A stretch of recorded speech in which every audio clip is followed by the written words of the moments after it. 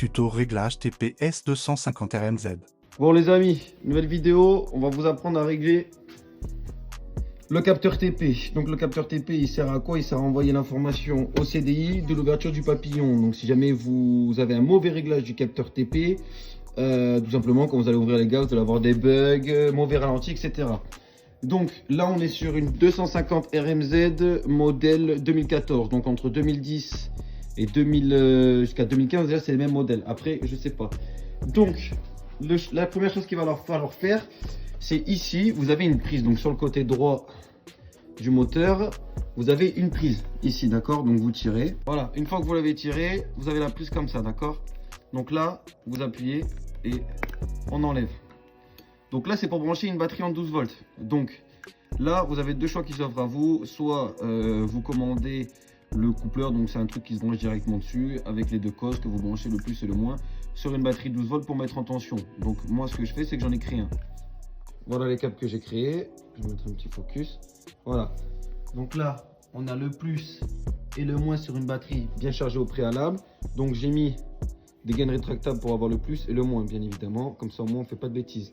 Donc le but ça va être de le brancher à l'intérieur des cosses ici. D'accord. Donc là on regarde en haut. Le plus ce serait le côté gauche et le moins celle de droite. Donc là je vais faire les branchements.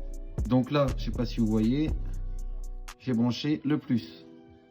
Donc voilà, là le faisceau il est branché, il est en tension, d'accord? Donc là c'est en tension. Donc là on fait le tour. Et donc là il va falloir suivre le faisceau électrique, d'accord, du capteur TP. Donc là on se retrouve de l'autre côté, donc il est là, d'accord, il remonte ici, voilà. Et je le retrouve ici. Donc là je vais vous mettre une capture d'écran. Donc sur cette fiche il va falloir brancher votre testeur, donc les pointes du testeur. Donc sur le fil jaune et sur le fil noir.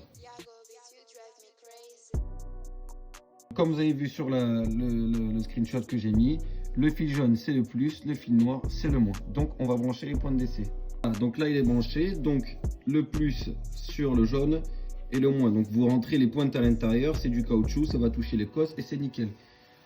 Donc là on vient sur notre testeur, on l'allume, on le met en volt. Là j'ai 0,6, donc moi ma valeur je l'ai déjà prise, hein, je l'ai déjà réglée, mais je vais vous montrer. Donc je vais vous mettre un autre screen de la moto, d'accord, de la RTA. La RTA ils disent il faut que vous soyez environ à la tension de sortie à 0,6. D'accord, donc moi je suis à 0,6.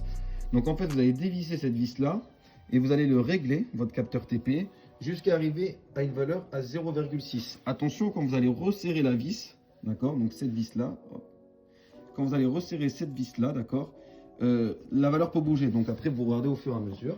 Et dès que vous êtes aux environs de 0,6, donc vous voyez moi je suis pile poil de chez pile poil, donc même si vous êtes à 0,61, donc 0,61 quoi, ben, c'est quand même bon, mais il faut être aux environs de 0,6. Donc moi ils m'ont dit 0,6, je me suis mis pile poil, le mieux est de se mettre pile poil. Donc voilà les amis, donc là après votre capteur TP il est bien réglé et c'est nickel. Donc je vous ai montré comment régler un capteur TP sur un 250 RMZ allant de 2010 à 2015, parce qu'après le reste je ne sais pas. Je ne sais pas si jamais c'est la même chose au niveau du faisceau électrique et du capteur TP. En tout cas je sais que de 2010 à 2015 c'est les mêmes moteurs. Donc si jamais vous hésitez, ben voilà, de 2010 à 2015 c'est les mêmes. Vous faites la même méthode et ce sera nickel. Donc j'espère que cette vidéo vous aura plu. On se revoit pour une prochaine. Ciao, ciao.